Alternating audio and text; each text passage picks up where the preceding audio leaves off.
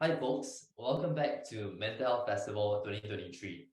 So in this session, we'll be talking a bit about from silence to strength, empowering young adults to reach out in an era of misinformation. So let me share a bit more about this session that we're having here today. As I start, here's a quick stat I'd like to share. In just the last 7 days when I checked on TikTok, there were 234,000 posts with the hashtag mental health. Right? So with that quite alarming and large statistic, we turn our attention to the new blood of our workforce, the young adults, Gen Z and Gen Alpha on TikTok today. And this is a segment of the population that you can cite any number of statistics, right? Whether it's there's an NUS study that found that 1 in 3 youths reported mental health symptoms such as depression and anxiety. And on a more personal level, beyond all these statistics, whenever I share, a bit about what I do with my friends or even new acquaintances that I meet, I quite often get the question or almost a challenge. That's great what you're doing. Have you spoken to so and so school or so and so polytechnic? Right? That's a question I've gotten at least 5 times in the last 21 months. And it almost makes me wonder, the reason they're asking me these questions are often the fact that they have heard about challenges the school faces with, student mental health. While it can be argued, of course, that the young generation today far surpass maybe our or previous generations in mental health literacy, I think the stigma is far from solved, right? And I think many of you may have seen in the news recently, TikTok users in Singapore were posing as doctors and specialists from the Institute of Mental Health, and this made the news about 2 to 3 weeks ago. To make sense a bit more about this challenge and dissonance, we've invited well-being leaders in education and the public service to weigh in on this challenge and how we can promote help-seeking behaviors amongst our youth. So we'll share a bit more about the speakers, right? I would like to introduce very quickly our three speakers and moderator. And before that, to also share a quick note that this session may be contain sensitive material, right? So we'll just invite everyone to reach out to us if needed at support@intellect.co as well as the mental health hotlines below.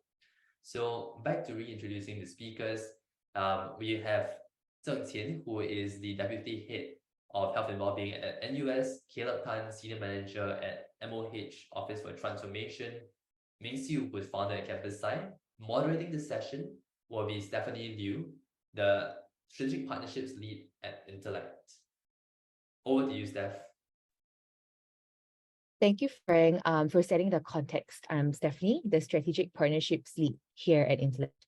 And this panel session speakers come from different institutions and organizations, and finding ways to care for youth's mental health is a huge part of what they do. So here, first of all, we have Zheng Qing, the Deputy Head of Health and Wellbeing at NUS, and his experience as a clinical psychology means that he's able to lend practical advice to leadership and clinical teams to improve the health and well-being of the student population here at NUS. Welcome, Zheng Qing. Hi, Steph. Thanks. Could you introduce yourself to us and perhaps share an interesting fact that we may not know? As Steph already mentioned, as you can see, I'm the Deputy Head for Health and Wellbeing in NUS. I'm a clinical psychologist. Interesting fact about me is that I'm a father to 4 children and 5 fur kids. I do have 5 cats and 4 human children. So I'm actually sleep deprived. Well, that's nine children, I guess 9 babies to take care of. Welcome, Zheng Qing. And also we have Caleb, our second speaker, who leads partnerships and outreach efforts for Mindline, an all-in-one channel for young adults to find resources and help that they need. Welcome, Caleb. Hello, everyone. Thanks for having me today. My name is Caleb, and so like what Steph mentioned, I lead partnerships for Mindline, which is essentially a free mental health platform for all Singaporeans. So on it, you'll find a whole variety of self-help resources, self-assessments, chatbots, and also some of the intellect resources as well. Quick fun fact about me, I also struggled with sort of anxiety issues when I was younger. And at the age of 21, I actually underwent a jaw surgery. So I surgically broke my face and readjusted everything. And I think with that kind of experience, I'm really excited to be part of today's discussion to see how we can better support our young adults. Thanks, Caleb, for sharing and being vulnerable from the get-go. Appreciate it. Joining us from US, is a passionate community leader who has been involved in many youth-related projects and initiatives, Ming Siu. Right? He has also received many accolades and awards in his contribution in this area. Welcome, Ming Siu. Oh, thanks so much, Steph, for the kind introduction. Hi, everyone. My name is Ming Siu, and I'm the founder and executive director of Campus Sci. We're a youth mental social service agency that serves young people who are struggling with mental health conditions, aged 15 to 35 years old, through 5 main key pillars: advocacy, training, support, volunteering, and intervention. Apart from that, I also sit on the SG Mental Wellbeing Network Steering Com, which looks after the different pilot wellbeing circles in different constituencies in Singapore, and also part of the IHL's work group of the Beyond the Label campaign, which is actually the National Anti-Stigma campaign. Yeah, one interesting fact about myself was that I used to work with young probationers or at-risk youths who might be sentenced from, the family courts for different juvenile offences. And a lot of them are doing very well now. Their lives have been transformed through the rehabilitation program that we have been working with the Singapore Prison Service. And just very thankful that, I have this opportunity to work and journey with our young people. Together with Deng Xin and Caleb and Steph, hopefully we'll be able to discuss more on how to better support our young people who are struggling with mental health conditions. Thank you. Thanks, Ming Siu. I'm already excited to be part of this panel. And I believe each one of you, you have your unique experiences and interactions with young adults in the next generation. Just a fun fact, before this panel, I realized I didn't know the exact age range of Gen Z. So I did a quick search and I realized if you are 24 years and under, you belong to that generation. So I guess it's a triple confirmation that all of us are older. But despite that, I believe in your own unique interactions, whether it's in your personal life or in your professional lives, we would glean insights. So venturing into the very first question, right, behind closed doors, I'm curious to know, what are the top issues or challenges that young adults face, right? And perhaps I could pose this first question to Zhenxing. With your role at NUS and your past many years of experience in the educational setting, what are the common challenges that young adults confide in you about? Yes, hi, Steph. I noticed my face appears frozen, but I hope you all can hear my voice. Also, I am having a bit of a sore throat, so pardon me for that. In fact, I can share a few actual objective data that we have in NUS. In the last academic year, the top 5 issues that came out were relationship concerns, and that can be family, intimate relationships, friends, and so forth. Also anxiety, and then personal concerns, mood, particularly depression, and academic issues. Related to that, in a previous institution I worked for, some of the same things were seen: anxiety, depression, relationships, family, and trauma were the top 5 issues. So you can see some commonality across the board. One thing I do want to mention is that we are seeing a lot more issues related to personal concerns, highlighting the importance of self-image, identity formation, and how we are seen even on social media. So that seems to be something that's surfacing, especially in recent years. I see. Thanks, Zhenxing, for sharing. No worries about the video. We can still hear you loud and clear. It does sound like, as a young adult, there are many areas that affect me, whether is it school, peers, relationships, family, trauma, and I guess it's really true that all areas of your life does affect and can affect your mental health.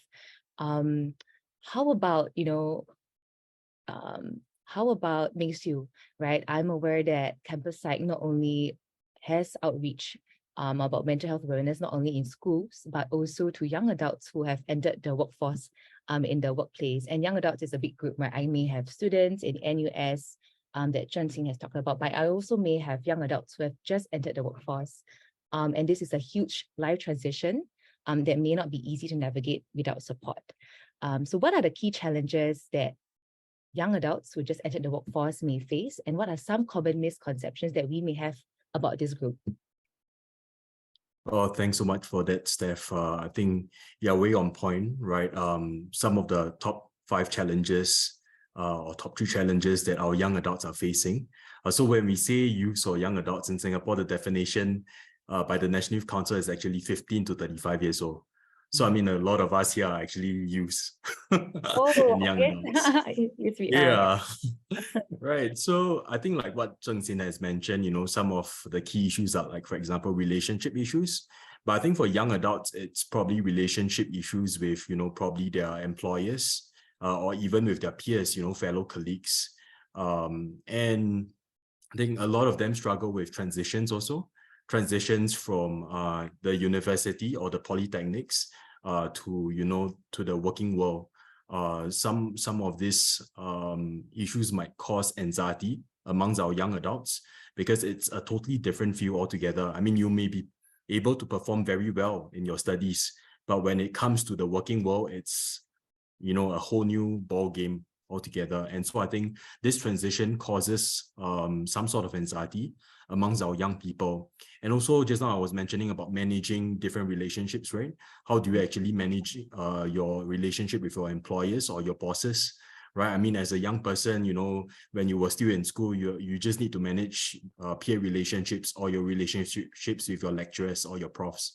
But when you go into the working world, it's you know, it's a whole new ball game, right? You need to know what your bosses or employers need and want, and also to look after, you know, your relationship with your peers and your fellow colleagues. And also career aspirations, whether or not, also we have young adults coming toward Campus-I telling us that, you know, the expectations, because a lot of them, they do very well in the universities or even in the polytechnics, but when they go into the career world, right, they find it difficult to perform, right? And so this causes quite a lot of anxiety, and if it's not taken care or well taken care of, right, or intervene, then perhaps it might even spiral into depression. Yeah, so these are some of the top 3 challenges that, you know, we actually receive feedback from our young adults who have approached us at Campus-I. Yeah. Thanks, Thanks, Ming. Steph. Yeah, really good points. And I could personally relate. Years ago, when I first entered the workforce, it really was a new life transition. And looking back, you know, I wouldn't be able to navigate well without the support that I had, you know, whether is it from peers, from managers, which I was very fortunate to have, and even from family. So I can imagine if someone has to navigate on their own, or, you know, or him or herself, that would be rather difficult. Got it. I'm clearly curious to hear from Caleb. You know, I'm aware that for Mindline, there is a Youth Mindline page with a Let's Talk forum feature, which is a public forum where you know, any young adult can ask a therapist any questions. What are some of the common themes or issues that you see that have been popping up on this forum? Yeah, I think relationships is definitely one of the key things that people come to us for. So just for context, so Let's Talk is an anonymous community forum where young people can come in here and talk about mental health concerns that they might have. So if you remember back in the days, I think in our era, there's this aunt agony sort of concept where you write in a letter to the magazine and then the magazine will publish months later with a reply to your question. Caleb, I'm very curious to hear from you. I'm aware that on Youth Mindline, there is a public forum feature called Let's Talk, where young adults, you know, can ask any question to a therapist anonymously. So based on your experience managing the forum, what are some of the common themes or questions that have popped up? Yeah, thanks for the question, Steph. It's a very interesting question. We've seen a lot of themes pop up in the forum itself. To give some context, Let's Talk is essentially an anonymous community forum where young people can come in here and talk about any mental health concerns or issues that they might have. If you remember back in probably our era, there is this concept of aunt agony where you write in your sort of issue to a magazine and they'll publish it 2 months later at the end of the magazine. Aunt agony will reply to some of your questions. Let's Talk aims to do a similar thing, but in a faster and more convenient way. So essentially, users can come in here using our Ask a Therapist feature. They can ask any mental health question, and a therapist will reply to them in 24 hours. So the kind of questions that we've seen varies. So relationships is probably the biggest challenge, biggest theme that I see in the questions that are being posted. A lot of people come to us and say, I have a boyfriend-girlfriend issue. There are certain LGBT concerns as well. I struggle with coming out to my parents. Work and sort of studies is also extremely prevalent, especially in the exam season right now. So right now, towards the end of the year, we've seen a lot more inquiries about how do I deal with exam stress, how do I deal with all the societal pressures that are facing. Besides that, also a separate point that I wanted to make that is not in the forum itself, but also something that I've observed amongst our interns, right? We all deal with young people nowadays. I've seen people with like 7 internships in 4 years. Like, is there like a difference in sort of societal pressures that our young people are facing right now? The pressure to sort of go into hustle mode, the pressure to go into overdrive and get as many internships or as much experience before you enter in the workforce. Is that healthy for our young people? I'm not sure, and I think it's something that we can discuss as well.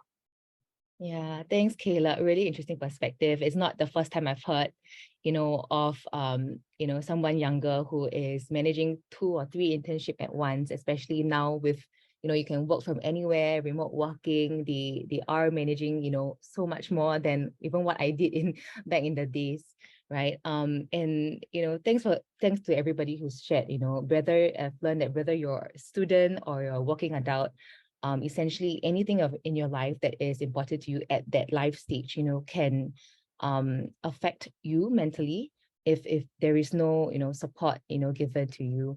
And since we are on a topic on Mindline, right, an online platform, this brings me very nicely to the next segment, right, where now Gen Zs are known and called digital natives. Right, they are the first generation to have been born in an era where internet has just achieved widespread use, and they are the first generation to grow up with the internet as part of their daily life, and so we're talking about a generation that is extremely online, right? Who may prefer texting, prefer connecting, receiving social support to other modes of communication or interaction, such as face-to-face.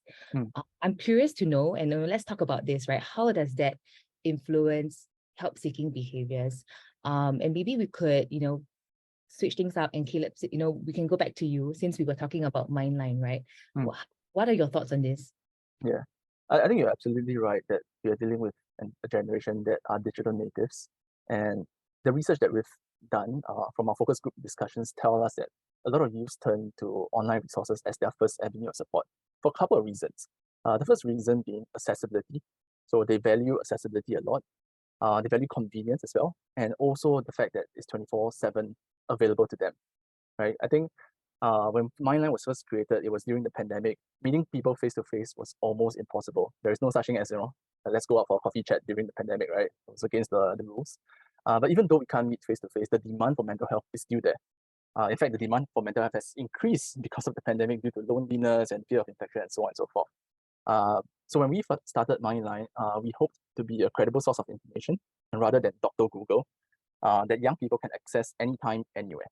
So something that I always like to tell people is that, we're like your 4 a.m. friend, right? Sometimes you experience the wave of emotions in the middle of the night. In the daytime, you don't experience that much emotions. Maybe Chen Qing would have a more clinical view to it. But in the day, you don't experience that much emotions. At night, you see all the emotions coming in, right? And that's actually also true on Let's Talk. We receive most of our inquiries in the middle of the night. Of course, we don't reply to them immediately, we reply to them the next morning. But my point is that you need to be able to capture and address your emotions at the point in time when you feel them.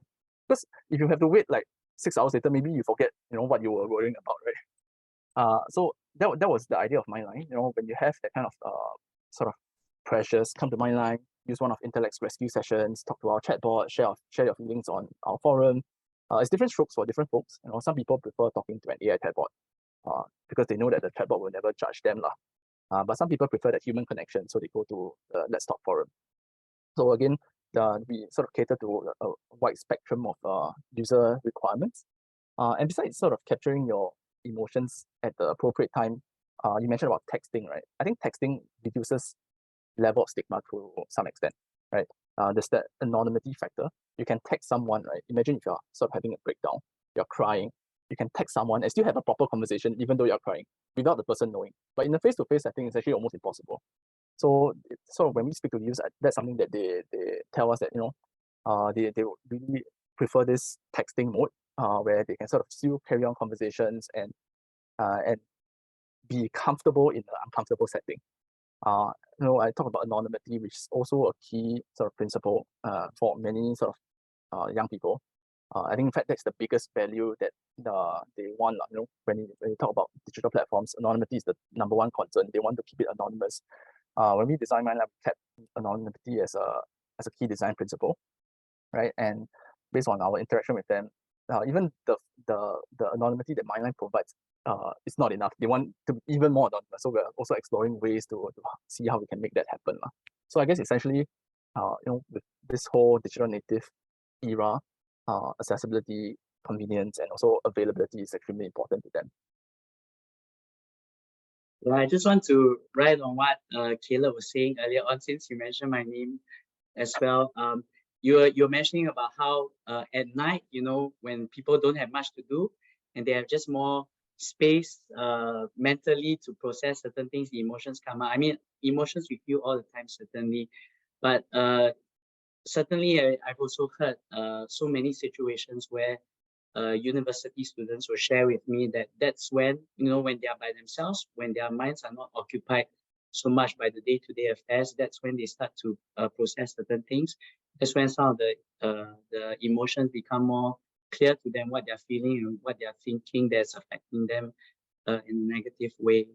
With regard to this thing about you know, this generation being more online, it's one of the reasons we have NUS has partnered with Intellect. In fact, it's because of their application that we find useful, right? There's a lot of things that you can get that is self-help in nature. Also, we know that Intellect does good research before they put something into their application, so that sort of information is trustworthy, and you know that's it's scientifically backed. The other thing to mention is, like Caleb said, during the pandemic, there were more people reaching out for mental health services. Certainly, in the university I worked in previously, we did all our sessions on Zoom. And after that, students continued to request for Zoom. Not a majority, a lot still prefer face-to-face interaction, but it became a convenient other option where they don't have to leave the comforts of their home or their room. They can still connect with the therapist, and we found that that was a model that continued to work for us. Yeah. Thanks, Zhenqing and Caleb. You know, I'm hearing that, you know, with this younger and upcoming generation, the online platform is something that we cannot avoid. Instead, it's something we have to embrace, right? It gives accessibility, convenience, almost instant, right? If support in that way. But I'm also hearing from other people that, you know, that virtual connection, that digital connection can never replace, you know, that face-to-face interaction that you would have, you know, whether it's with peers or with a professional. You know, I would love to hear your thoughts on that. Ming-Siu, any thoughts? Oh, thanks for that, Steph. Yeah, and just want to build on what Caleb and Zhenqing has mentioned, right? I think during COVID itself, a lot of our services at Campus I has also pivoted to online. So we have really more young people reaching out to us through, you know, our social media channels like Facebook, IG, or even TikTok.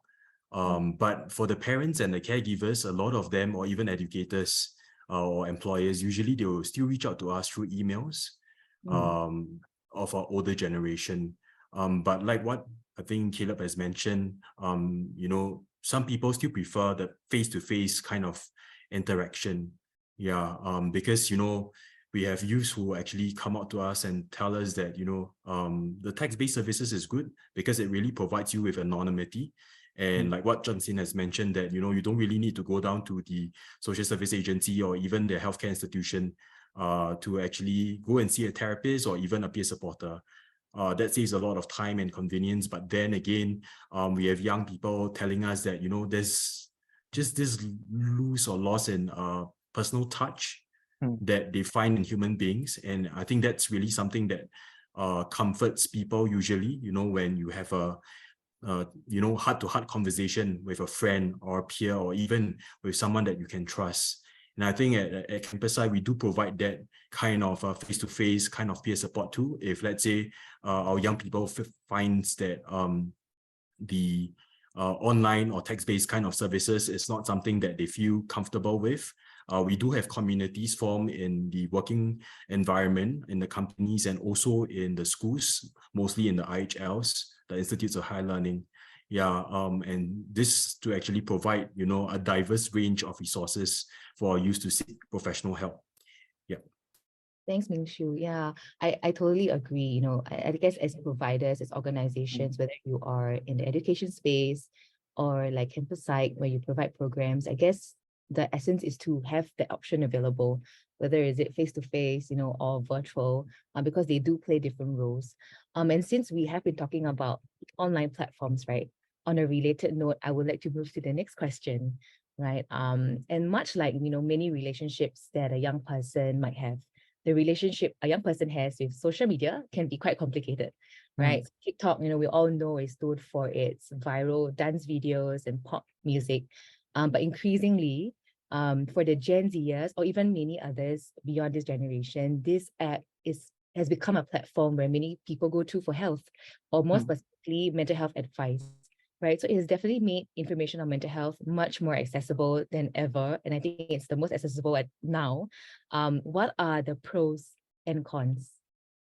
Maybe I should mix things up a bit. Zhenjing, any thoughts on this? Sure, Steph. Well, in terms of pros, of course, people are much more aware about mental health because there's so much information on social media platforms, even TikTok. Of course, there are many cons as well. You know, one of the things that I've observed in recent years is there's a lot of self-diagnosing, whether it's because somebody saw something on TikTok, YouTube, or read a Reddit thread. And in my own sort of anecdotal experience, the most common self-diagnoses I notice young people making is ADHD and autism. Neurodivergence seems to be trending. Now, not to disregard those who actually do live with these conditions, and the fact that some people actually accurately identify themselves as having autism and ADHD. However, there's a valid concern that this self-diagnosing is based off something they may have read or heard online, and then they checkbox certain symptoms. And this may actually minimize the experience of persons who with actual lived experience with these conditions.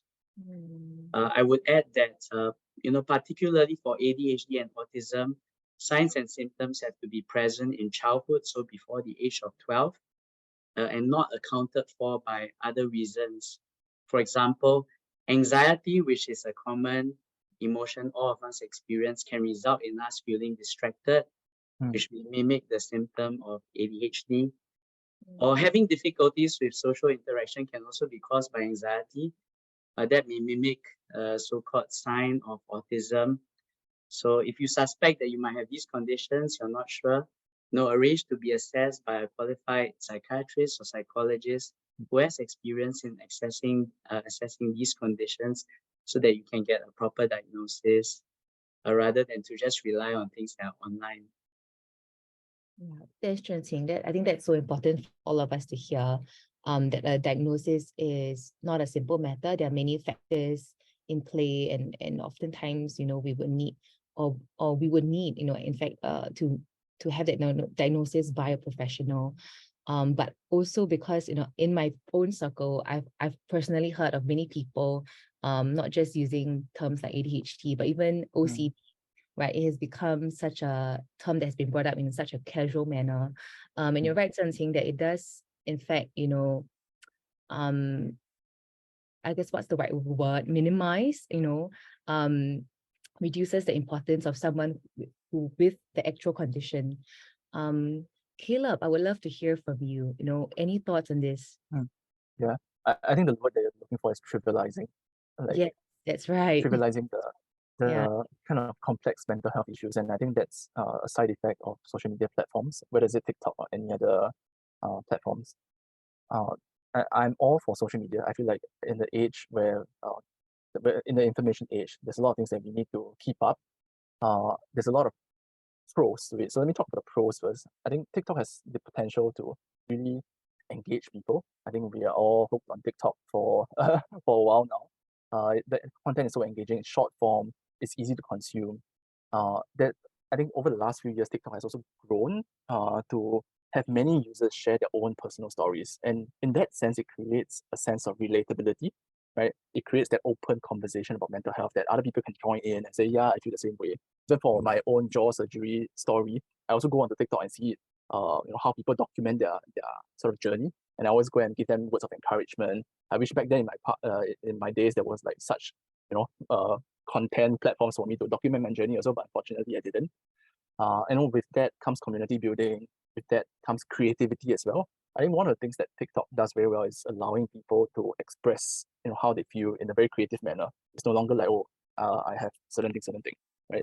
You can really use your experiences and art, music, humor, etc. to convey how you're feeling and making it easier to discuss sensitive topics like mental health. So I guess that's a pros lah. But from a cons perspective, we talk about trivializing.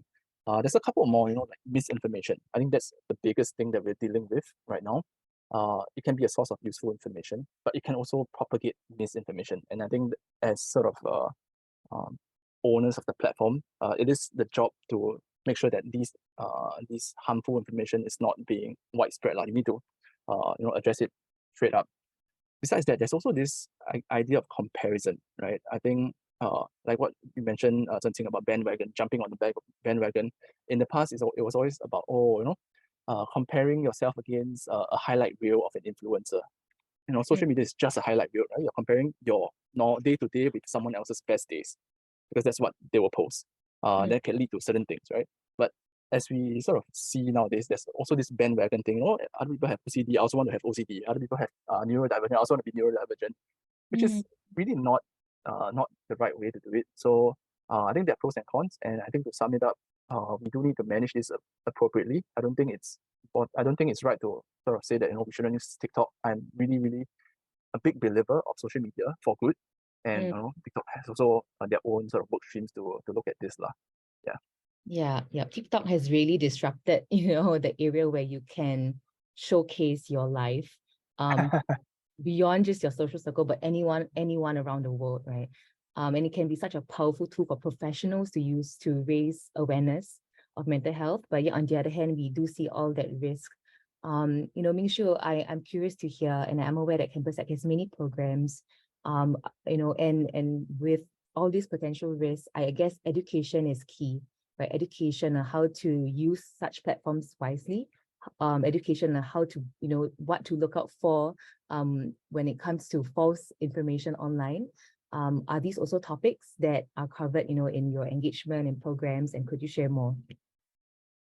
Thanks for that, Steph. Yeah, so in 2021, we actually partnered with TikTok Singapore, or the parent company ByteDance, for this inaugural Youth for Good program.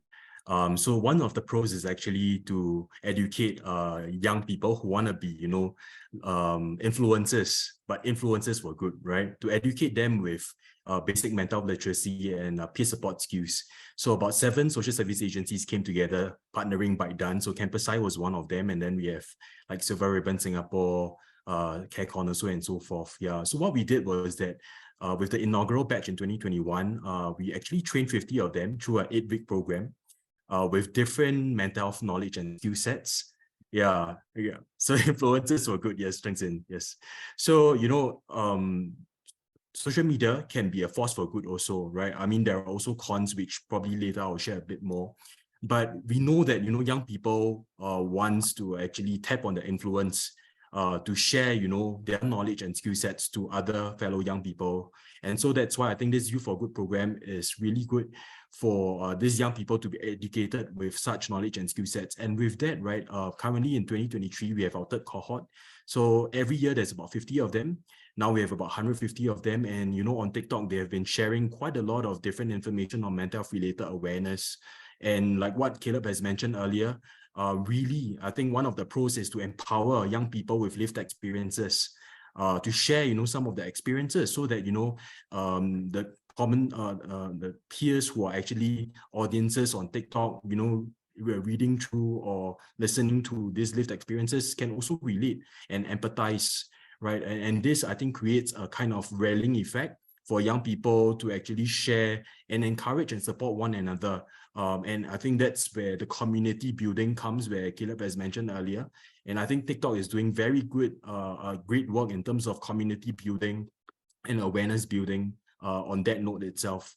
Yeah, and I think the cons wise, I think just now Frank has also mentioned that, you know, recently we had some of the TikTok users, right, actually impersonating as IMH doctors or psychiatrists.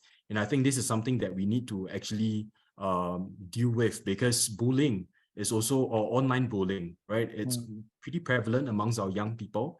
And we have youths coming forward to us, sharing that, you know, although, you know, they want to do good, they want to share some of their lived experiences and all, sometimes they do face a lot of negative comments left on their TikTok accounts and stuff. And that's something I think we will need to help our young people to manage and also cope with, and also to educate fellow young people or Singaporeans in general to how do we actually moderate and to actually create a more safe and inclusive environment for youth to share their lived experiences.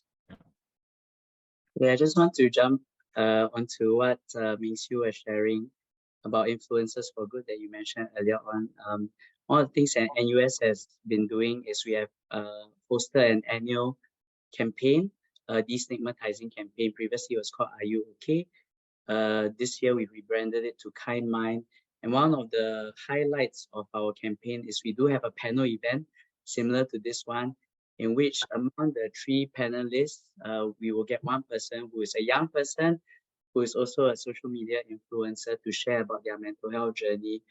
And certainly we see the power of social media outreach, you know, whether it's through TikTok, Facebook for older people like me, LinkedIn for the working adult like most of us on the panel are as well.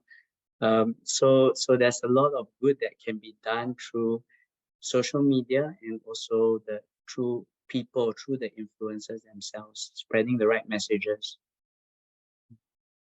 I'd like to also jump in on what Ming-Siu said about online safety and bullying. I think with social media platforms being so prevalent nowadays, online safety is so important, right? On Let's Talk specifically, we also take that very seriously, because Let's Talk is essentially a forum. So it's some sort of a social media, but we do take moderation very seriously. So whenever there are inappropriate comments, you know, there needs to be that moderation coming in as soon as possible. We do rely on community moderation as well, and I think that's what TikTok does too.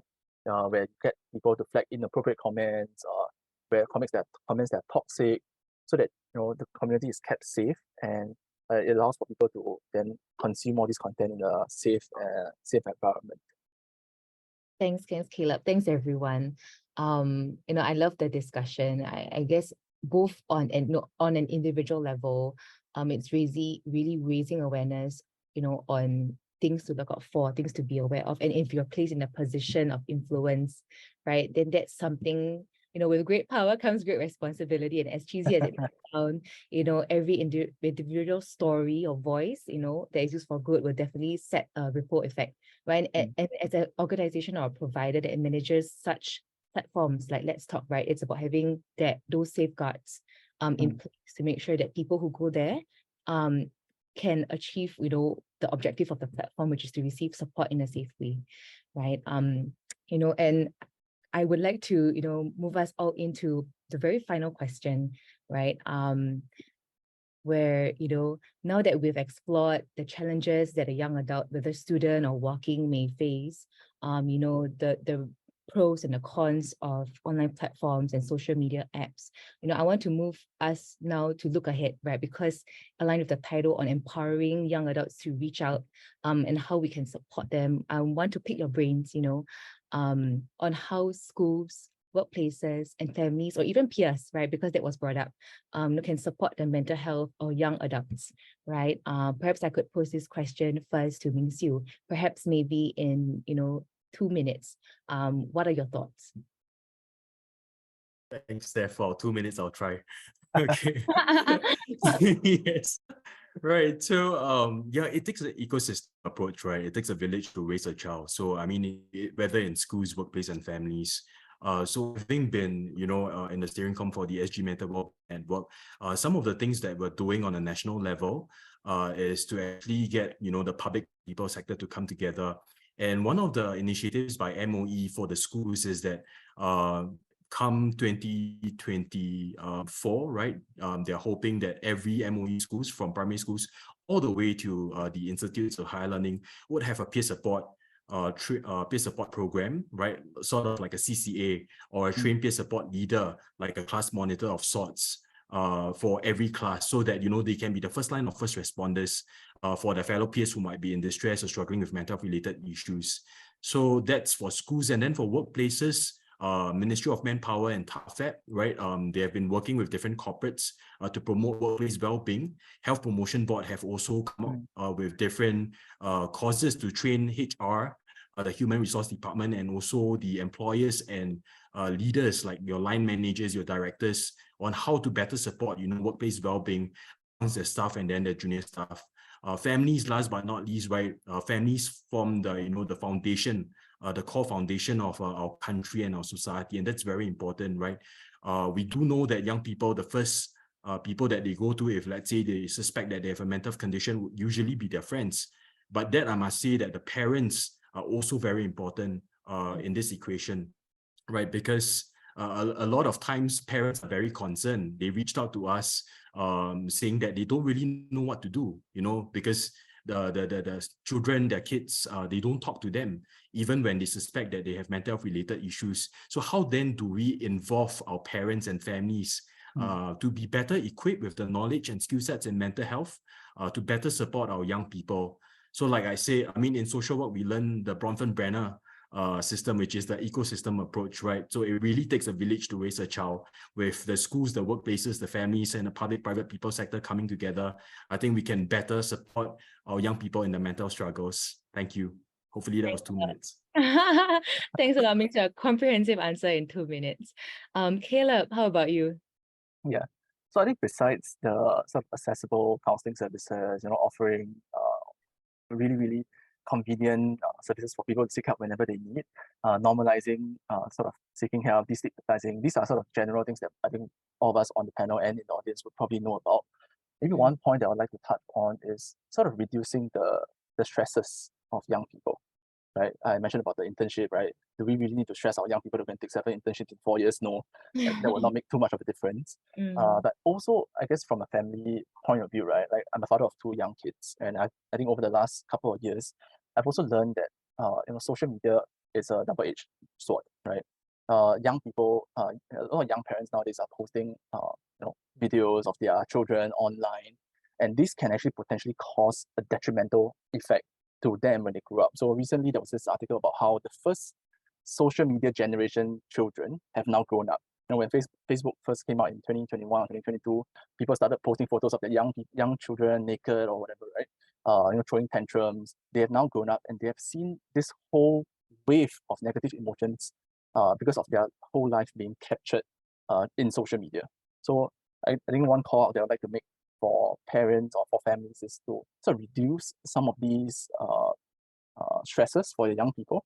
Don't put things on social media without their consent. And I think with our young people, young children, they are not really equipped to give consent at this point in time. Know that there could be a detrimental effect when they see themselves throwing tantrum 20 years later. That's something that we as parents or as sort of adults can seek to avoid, especially in this whole idea of social media where everything is sort of recorded. We are under this big brother surveillance thing, right? So I think this is probably my biggest point and call out to the audience. Thanks, Caleb. Really, I think I do resonate a lot with how real those intergenerational effects have on the younger generation. Zhenqing. Quickly related to what Ming-Siu was saying just now, and I'm really pleased to hear that the direction from MOE by 2024 is really to move towards having peer supporters in every school and IHL. In NUS, we've been training student peer supporters for years, and in the last 2 years, we've been training staff peer supporters. So quite proud, give a shout out to my own organization at NUS. Really proud of them. Proud of my team who's also providing that training. And as a dad, related to what Caleb was saying, something simple that I do is to talk to my kids about their emotions, or to use emotional language to label their experiences and see whether it connects with them. So it's just helping them to understand their own emotions. That itself allows them to talk about it. Whereas if we contrast it against a so-called traditional Asian family where people don't talk about emotions, this is a generation we have the opportunity to make that change. And that in itself can make a difference in terms of future help seeking, whether it's through professional help or through peers as well. So yeah, thank you for allowing me this sort of last word among the panelists. Thanks, Chun-Ting. I like how we can brainstorm and discuss how these various stakeholders can do better to support the mental health of young adults. But I think more importantly, I think it's a nice touch where whether in your own personal roles, whether as fathers, as a young adult myself, actually what can we do to talk about mental health, destigmatize even with the older generations, or even with the even younger generations like your children. Thank you, Chun-Ting, Caleb, and Ming-Siu for joining us today. And to the audience, whether you're a manager with a Gen Z employee on your team or a parent of children or a teenager, we trust that you have learned a thing or two from our experts in being there for the young adults who will really be the ones who will shape our society in the years to come. And so now I'll pass the time over to Frank as we come to the end of our day one. Thank you.